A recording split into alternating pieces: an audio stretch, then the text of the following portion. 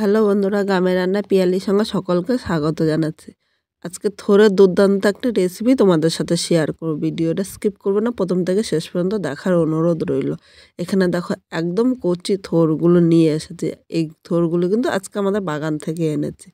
থোড়টা এইভাবে রান্না করলে গরম ভাতের সাথে কিন্তু দুর্দান্ত লাগবে। যারা থোড় পছন্দ করে না বা সকালবেলা শুধু গরম ভাত দিয়ে কিন্তু এই থোড়টা খেয়ে নিতে পারবেন। প্রথমে আমি থোড়টা কেটে নেব। এর জন্য থোড়টা কেটে আমি হাফ করে নিয়েছি। এবার দেখো থোড়ের উপরের যে ছোকাগুলো হালকা করে আমি এভাবে কেটে দিলাম। আর থোড়টা একদম কচি, তাই অল্প অল্প করে কিন্তু কাটতে হবে। অনেক সময় থোড় দেখা যায় খুব শক্ত হয়, সেই থোড় দিয়ে কিন্তু ভালো হবে না। এরকম কচি থোড় দিয়ে কিন্তু এই রান্নাটি করলে দুর্দান্ত হবে। এবার আমি থোড়টা এই দেখো এরকম আমি গোল গোল করে কেটে নেব। এরকম একটা করে কাটবো, আর থোড়ের মধ্যে যে আঁশটা থাকে সেই আঁশটা কিন্তু আঙুলের মধ্যে কিন্তু বাদিয়ে নিতে হবে, কারণ আঁশ শুদ্ধ কিন্তু কাটা যাবে না। এইভাবে আঙুল দিয়ে পেঁচিয়ে পেঁচিয়ে এই আঁশগুলো আমি বের করে নেব, কারণ এই আঁশ থাকলে কিন্তু এই থোড় রান্না করার পর খেতে ভালো লাগবে না। আর খুব বেশি মোটা করব না, আমি এরকম পাতলা পাতলা করে কেটে নেব। এরকম পাতলা পাতলা করে কেটে নিলে তাহলে অল্প সময়ে কিন্তু থোড়টা আমি সেদ্ধ করে নিতে পারবো। তোমরা কিন্তু কাঁটাটা দেখছো, একটু খেয়াল করবে। এইভাবে কেটে আমি কিন্তু এর আঁশগুলো ফেলে দিচ্ছি। আবারও বলছি, এর আঁশ থাকলে কিন্তু থোড়টা খেতে একদম ভালো লাগবে না। এইভাবে কেটে তোমরা হাতের আঙুলের সাহায্যে আঁশগুলো আঙুলের সাথে বাঁধিয়ে নেবে।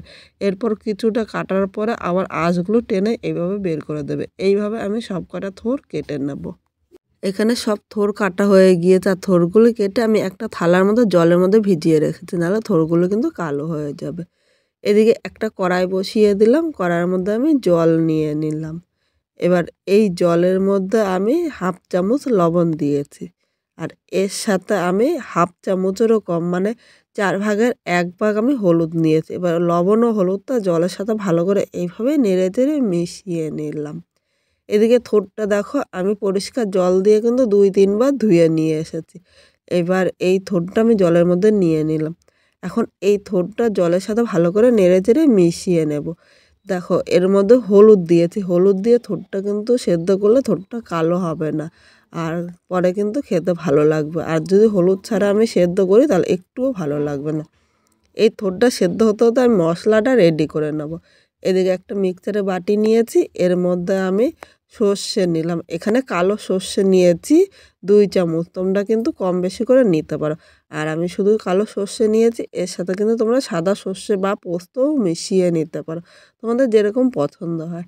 এর সাথে 3টে কাঁচা লঙ্কা দিয়েছি, ঝাল যেরকম খাবে সেই হিসাবেই নিয়ে নেবে। সামান্য একটু জল দিলাম, খুব বেশি কিন্তু এখানে জল লাগবে না। এখন আমি মিক্সচারে একদম মিহি পেস্ট করে নিয়ে আসছি। বন্ধুরা এখানে দেখো সর্ষেটা একদম মিহি পেস্ট করে নিয়েছি, বা বাটিটা এক সাইডে রেখে দিলাম। এদিকে দেখো থোড়গুলো কিন্তু সেদ্ধ হয়ে গিয়েছে, আর এর থেকে বেশি সেদ্ধ করব না। এবার একটা ছাঁকনির সাহায্যে এইভাবে জল থেকে তুলে নিচ্ছি। এরকমভাবে নিতে হবে যাতে এর মধ্যে জল না থাকে। যতটা পারবে তোমরা এইভাবেই থোড়টা নিয়ে নেবে। এইভাবে আমি ছাঁকনির সাহায্যে নিলে কিন্তু খুব সহজে জলটা কিন্তু নিচে পড়ে যাচ্ছে। এখানে দেখো সব থোড়গুলো আমি নিয়ে নিয়েছি। এবার আমি থালাটা এক সাইডে 5 মিনিট ঠান্ডা করে নেব, কারণ গরম গরম কিন্তু এই থোড়গুলো মিক্স করা যাবে না। এইভাবে আমি ছড়িয়ে দিলাম, তাহলে কিন্তু খুব তাড়াতাড়ি ঠান্ডা হয়ে যাবে। 5 মিনিট পর আবার চলে আসলাম। এখানে একটা মিক্সচারে বাটি নিয়েছি।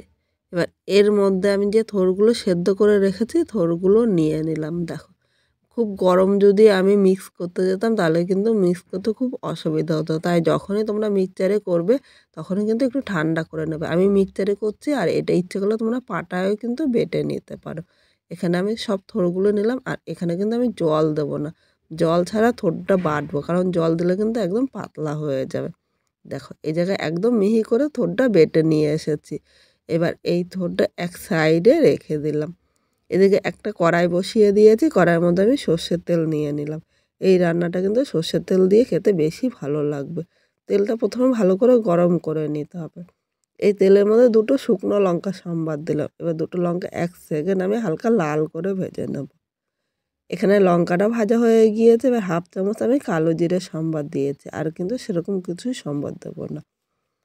1 সেকেন্ড ভেজে নিয়েছি। এবার এখানে আমি যে থোড়টা বাটা করে রেখেছিলাম নিয়ে নিলাম। একটু তেলের সাথে সব কিছু নেড়ে চেড়ে মিশিয়ে নেব।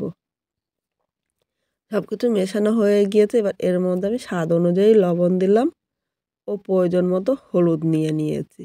এখন মিডিয়াম টু হাই আগুনে 1 থেকে 2 মিনিট এইভাবেই কিন্তু রান্না করতে হবে, কারণ এর মধ্যে যে জল ভাবটা আছে সেই জল ভাবটা কিন্তু আমি এখন টানিয়ে নেব।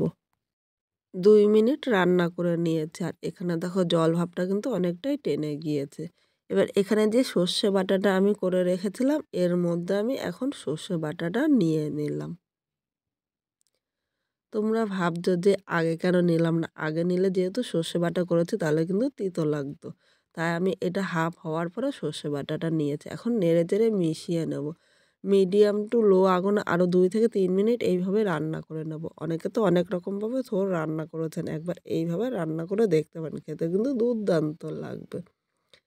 আজকে এই থোড়টা এইভাবে রান্না করার পর গরম ভাতের সাথে দারুণ লাগবে। সকালবেলা এরকম একটা বাটা থাকলে কিন্তু দুর্দান্ত হয়। এই একটা বাটা দিয়ে কিন্তু খাওয়া হয়ে যাবে। এখানে থোড়টা হয়ে গিয়েছে। এবার নামানোর আগে সামান্য একটু চিনি দিয়ে দিলাম। যারা পছন্দ করে না তারা অল্প মাত্রায় দেবে। কারণ একটু মিষ্টি না হলে কিন্তু এই থোড়টা খেতে ভালো লাগবে না। মিষ্টি ঝাল দুটো সমানভাবে হবে আর থোড়টা খেতেও ততটাই ভালো লাগবে। চিনিটা দেওয়ার পর 1 মিনিট নেড়ে-চেড়ে নিয়েছি। আর দেখো এখানে থোড়টা কিন্তু হয়ে গিয়েছে। মানে যখনই দেখবে কড়াই থেকে ছেড়ে দিতে থোড়টা কিন্তু তখন পারফেক্ট হয়েছে। এবার একটা পাত্রের মধ্যে নামিয়ে নিলাম। তাহলে তোমাদের কিরকম লাগলো কমেন্ট করে জানাতে কিন্তু ভুলো না। ভালো লাগলে একটা লাইক, কমেন্ট ও শেয়ার করো। সাবস্ক্রাইব করে পাশে থেকো যাতে নতুন নতুন ভিডিও আপলোড করলে সবার আগে নোটিফিকেশন আপনার কাছে পৌঁছিয়ে যায়। পুরো ভিডিওটা দেখার জন্য তোমাদের অসংখ্য ধন্যবাদ।